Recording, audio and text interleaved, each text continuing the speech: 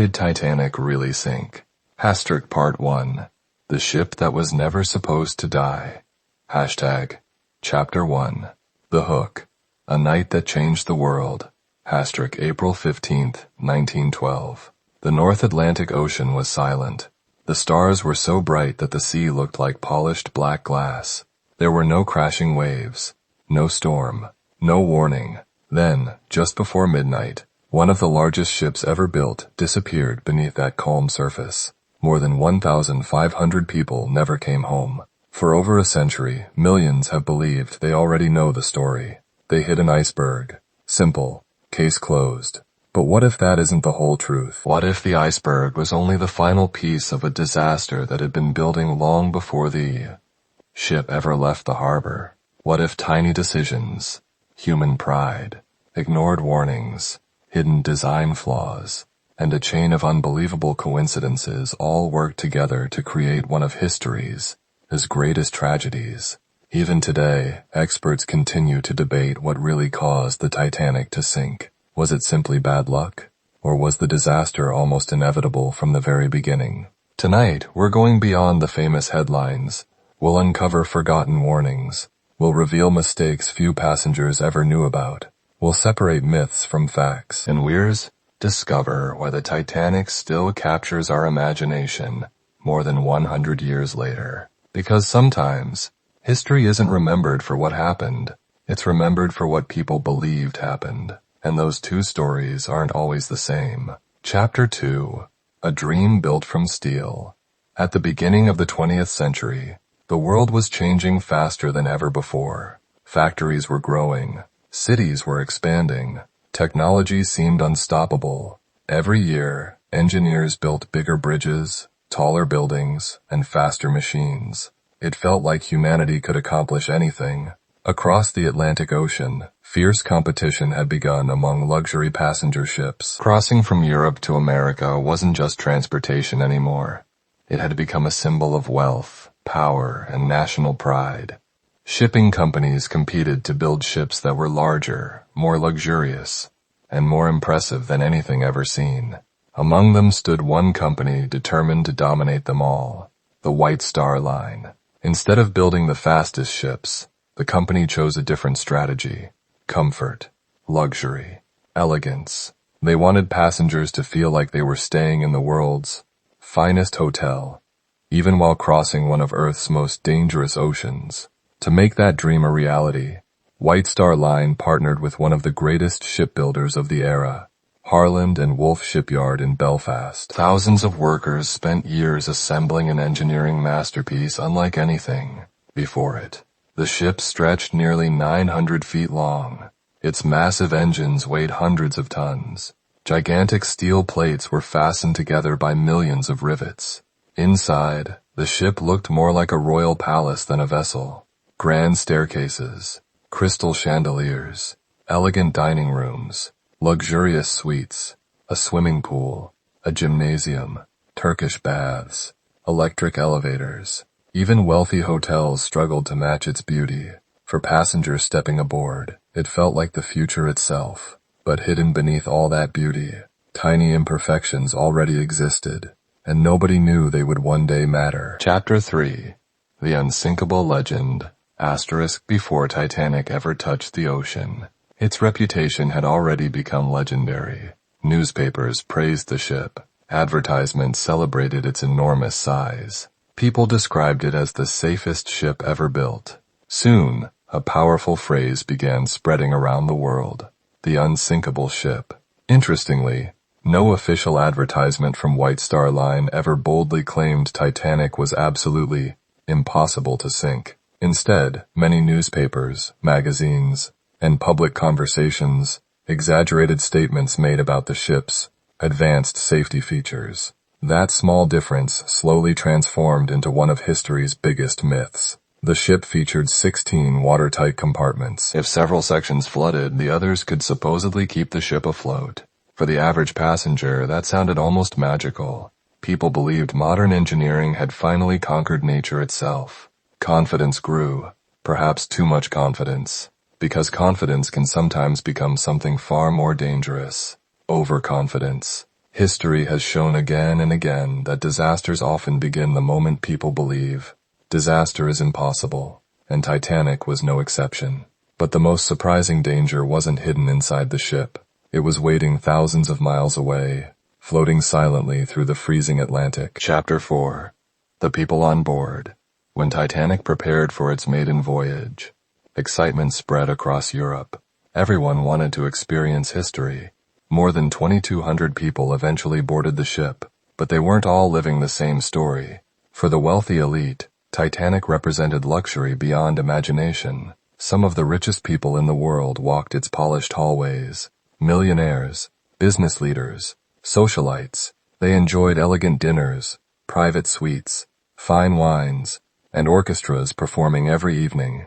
Their voyage resembled a floating palace. Far below them, life looked completely different. Third-class passengers packed into much smaller cabins. Many were immigrants, families, children, young couples, dreamers. They weren't sailing for luxury. They were sailing for hope. America represented opportunity, new jobs, new homes, a better future. Many carried everything they owned inside a few suitcases. Some had said goodbye to family members they would never see again. For them, Titanic wasn't simply transportation. It was a bridge between two lives. One left behind, one still waiting. No one on board could have imagined that these dreams, whether of wealth or opportunity, would soon face the same terrifying test. Because in the middle of the ocean, money meant very little. Chapter 5. Setting Sail. On April 10th, 1912, Titanic finally left Southampton, England. Crowds gathered along the docks. People waved hats. Families cheered. Newspapers celebrated the historic departure. The world's newest engineering marvel had begun its very first voyage. Almost immediately, something unexpected happened. As Titanic pulled away from the harbor, its enormous size created powerful suction in the water. A nearby ship called the New York broke loose from its moorings. For a few tense moments, it looked as though Titanic might collide before even leaving port. Only quick action from tugboats prevented disaster. Many later viewed the incident as an eerie warning. At the time, everyone simply laughed it off. After leaving Southampton, Titanic stopped briefly in France and then Ireland, picking up more passengers before heading west toward New York. The atmosphere on board remained joyful. Passengers explored every corner of the magnificent ship. Children played, musicians performed, couples admired endless ocean views, waiters served extravagant meals, crew members carried out their routines with calm professionalism. Everything appeared perfect, exactly as planned. But beyond the horizon, nature was quietly preparing a challenge no engineer could control. Chapter 6. The ice warnings begin. Several days into the voyage, wireless operators began receiving messages from nearby ships. Ice ahead, large ice fields, dangerous conditions. The warnings kept coming, again and again and again. Some messages reached the bridge. Others were delayed because the wireless operators were busy sending personal telegrams from wealthy passengers to friends and family on shore. Passenger communications were a major part of their daily workload. None of this seemed alarming.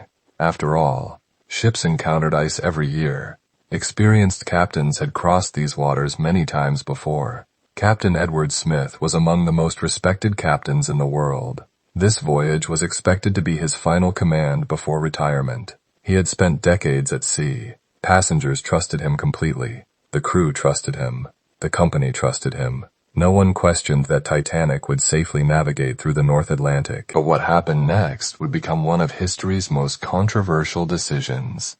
Despite repeated reports of ice, Titanic continued moving at nearly full speed.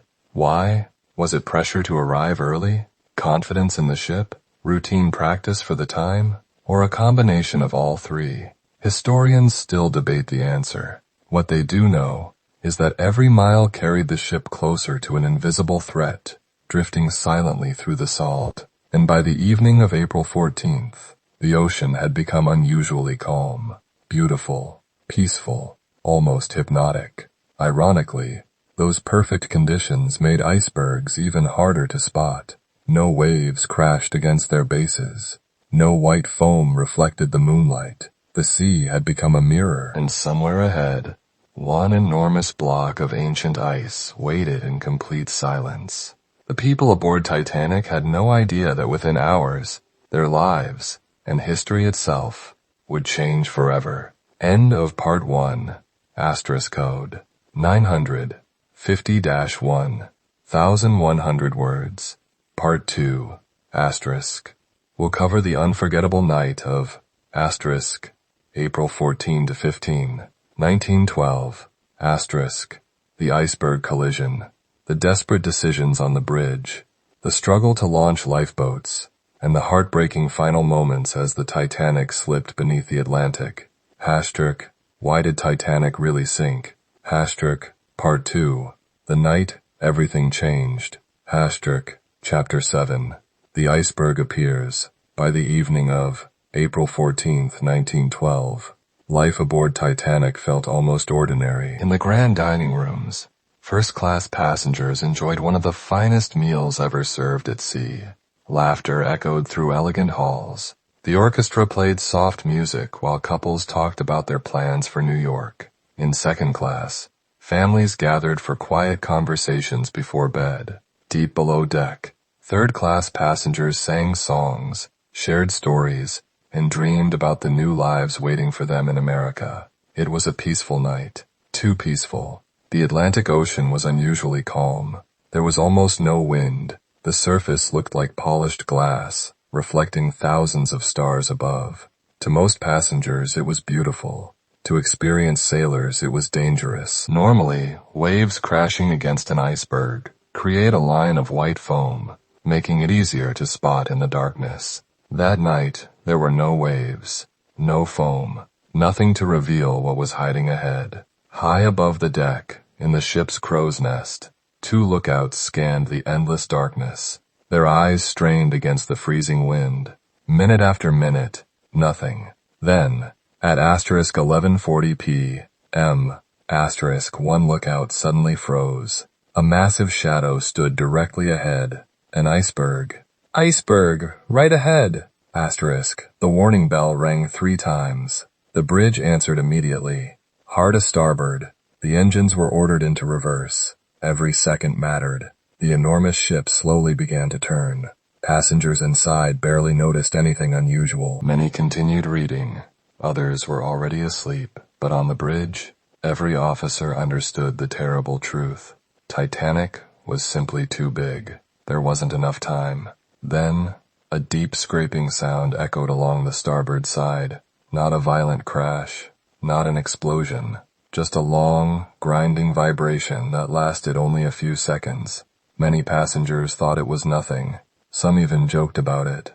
Nobody could have imagined what had just happened beneath the waterline, because while the iceberg seemed to brush the ship gently, it had silently opened a fatal wound, and the countdown had begun. Chapter 8. The Hidden Damage. At first, there was no panic. Captain Edward Smith quickly arrived on the bridge. What happened? Officers explained the collision. It didn't seem catastrophic. After all, Titanic looked perfectly fine. There were no giant holes visible above the water. The lights were still on. The engines had stopped safely. Passengers continued walking through the hallways. Some even returned to bed.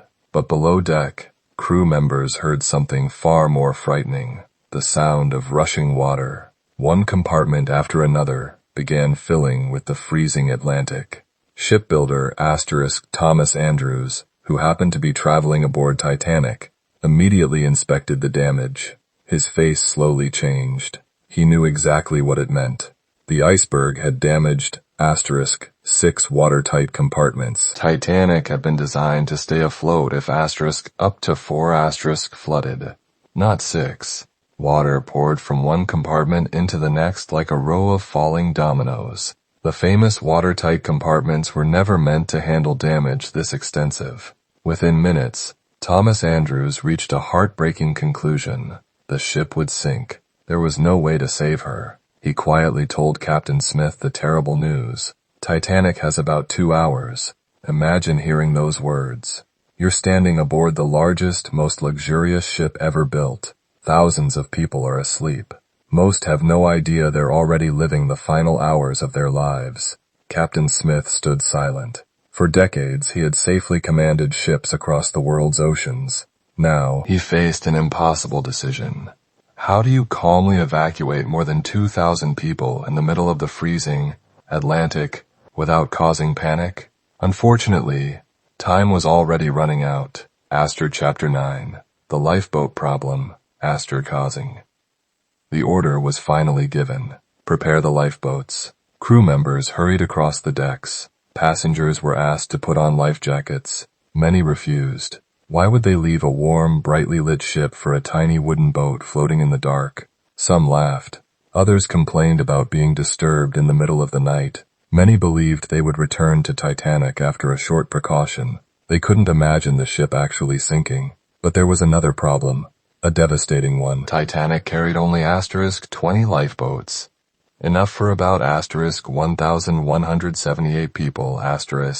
There were more than *2,200 people on board. How was that possible? Today it sounds unbelievable. But at the time, British safety regulations based lifeboat requirements largely on a ship's tonnage, and they had not kept pace with the size of modern ocean liners. Titanic actually carried more lifeboats than the legal minimum required in 1912. The designers also believed the ship itself was the safest lifeboat. The boats were intended mainly to ferry passengers to a nearby rescue ship. No one expected the entire ship to disappear beneath the ocean. It was a tragic assumption, one that would soon cost hundreds of lives. Yet even with too few lifeboats, the first boats left only partially full. Why? Because no one truly believed the danger was real, and every empty seat would become one of the disaster's greatest regrets. Chapter 10. Confusion turns into terror. As the minutes passed, the front of Titanic slowly sank lower into the water. Passengers finally noticed something was wrong. The deck tilted ever so slightly. People began asking questions. Crew members tried to remain calm. Everything is under control. But it wasn't. Not anymore. Women and children were directed toward the lifeboats. Families suddenly faced impossible choices. Husbands kissed their wives goodbye. Parents hugged frightened children. Some men stepped back willingly, believing another boat would come. Many never saw their families again. Below deck, the situation became even more desperate. Cold seawater rushed through hallways. Engineers worked tirelessly to keep electricity flowing. They knew they had little chance of surviving, yet they stayed at their posts, buying precious time for others. Above them, musicians quietly gathered. Instead of running for safety, they began playing music. Their performance helped calm terrified passengers. Even as death crept closer, it became one of the most unforgettable acts of courage in maritime history. Meanwhile, the wireless operators sent frantic distress signals into the darkness. CQD, then the newer signal, SOS. Again and again. Would anyone hear them? Some ships received the messages, but the nearest one capable of helping was still too far away. The freezing Atlantic offered no mercy. Titanic was alone. Chapter 11. The Final Hours, *22. There was no denying reality. The bow had sunk deeply beneath the surface. Water poured into every lower level. People now rushed across the sloping decks. Some prayed. Some cried. Others searched desperately for loved ones. The last lifeboats were launched. Hundreds remained behind. Not because they had nowhere to go, but because there simply weren't enough boats. Captain Smith continued moving across the ship, urging the crew to do everything possible to save lives. His final moments remain uncertain. Different survivors remembered different scenes. Some said he was helping passengers until the very end. Others believed he disappeared quietly into the darkness. His exact fate remains one of the many mysteries surrounding that night. Inside the engine rooms, workers continued feeding the boilers and maintaining electrical power. They understood the cost of their decision.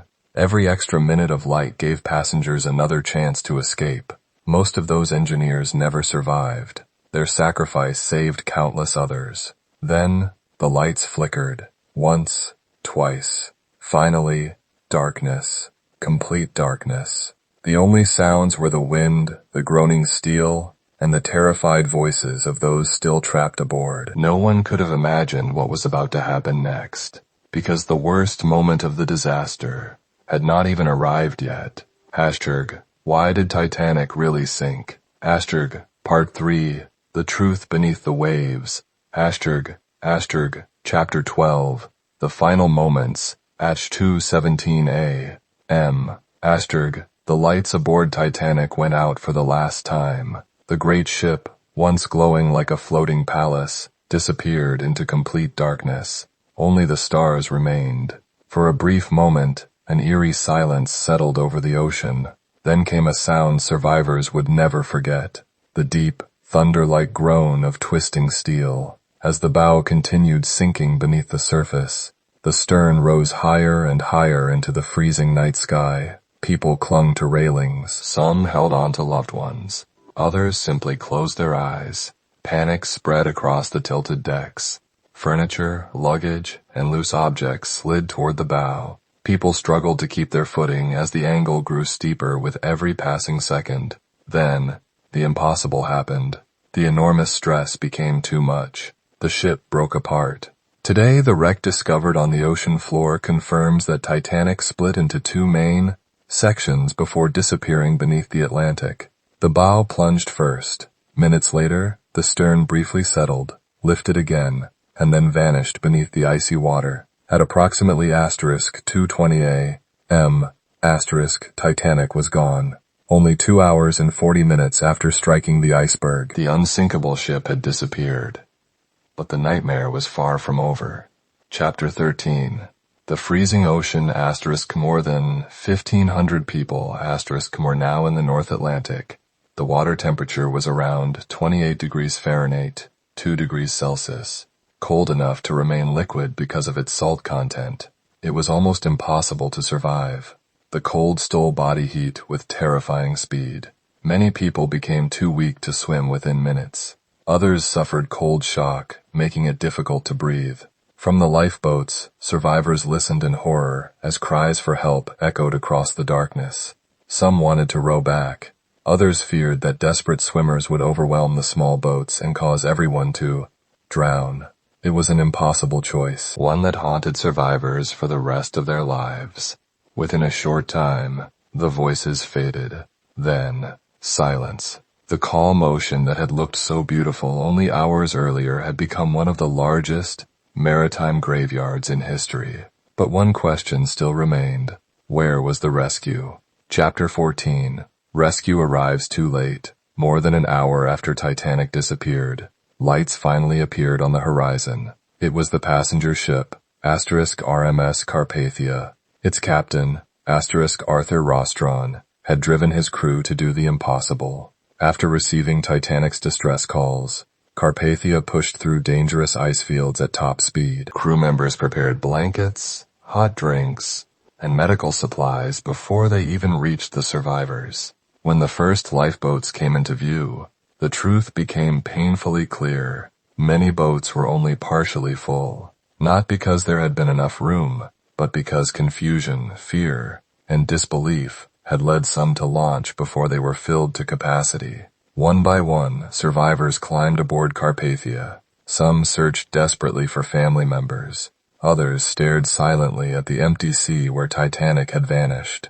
By the time the rescue ended, about *710 people had survived. More than *1,500 had lost their lives. Entire families had disappeared. Children were left without parents. Parents without children. Husbands without wives.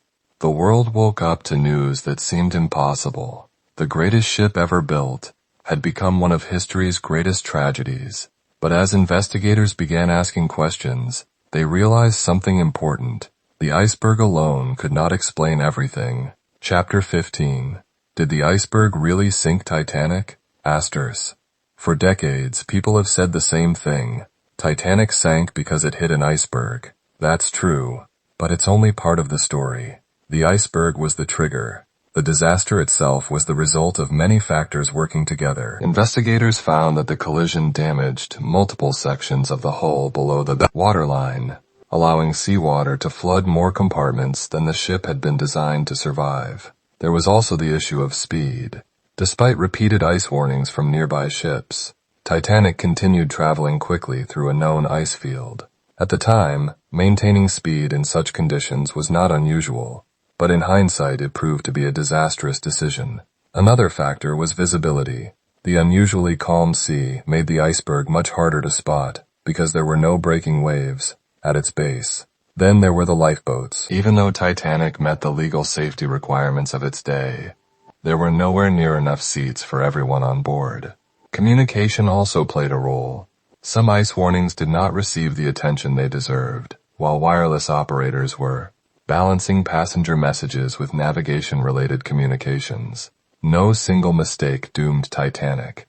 Instead, a chain of decisions, assumptions, and unfortunate circumstances combined into one catastrophic event. Like dominoes falling, remove just one or two of them, and history might have been very different. Chapter 16. Hidden Facts and Popular Theories. More than a century later, Titanic still inspires debate. One of the most discussed theories involves a coal fire . Before the voyage, a fire had been burning in one of the ship's coal bunkers, a problem that sometimes occurred on steamships of the era. Some researchers believe the heat may have weakened part of the ship's structure before the collision. Others argue there is not enough evidence to conclude that it significantly affected the sinking. Most historians agree that while the coal fire was real, it was not the primary cause of the disaster. Another debate centers on the ship's steel and rivets. Some studies suggest that certain iron rivets used in parts of the hull were more likely to fail under extreme stress in freezing conditions. Others note that the materials were generally consistent with the industrial standards of the early 1900s. The evidence suggests that construction materials may have influenced how the damage spread, but they do not fully explain why the ship was lost. And then there's one of the biggest myths of all. Did Captain Smith recklessly race across the Atlantic to set a speed record? There is no credible evidence that Titanic was attempting to break the transatlantic speed record. White Star Line had built the ship for luxury and comfort, not for being the fastest. Instead, historians believe the captain was following common maritime practices of the Titanic era, practices that tragically underestimated the danger posed by ice. In the end, the greatest lesson isn't that one person failed, it's that many small decisions, each appearing reasonable at the time, combined into an unimaginable disaster. 17. A tragedy that changed the world. The loss of Titanic shocked the world. People demanded answers. Governments launched investigations. The shipping industry could never return to business as usual. New international safety rules soon followed. Passenger ships were required to carry enough lifeboats for everyone on board. Continuous radio watches became standard, ensuring distress calls would not be missed. Ice patrols were established in the North Atlantic to monitor dangerous iceberg conditions and warn ships. Many of these changes continue to protect lives more than a century later. In 1985, the wreck of Titanic was finally discovered nearly 12,500 feet, about 3,800 meters. Beneath the Atlantic Ocean.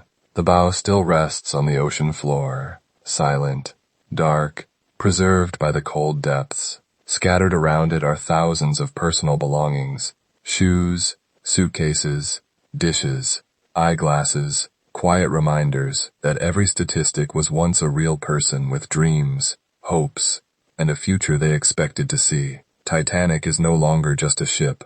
It has become a symbol, a reminder that even humanity's greatest achievements remain vulnerable to nature and to our own overconfidence. Chapter 18. The emotional ending. Rise. More than 100 years have passed.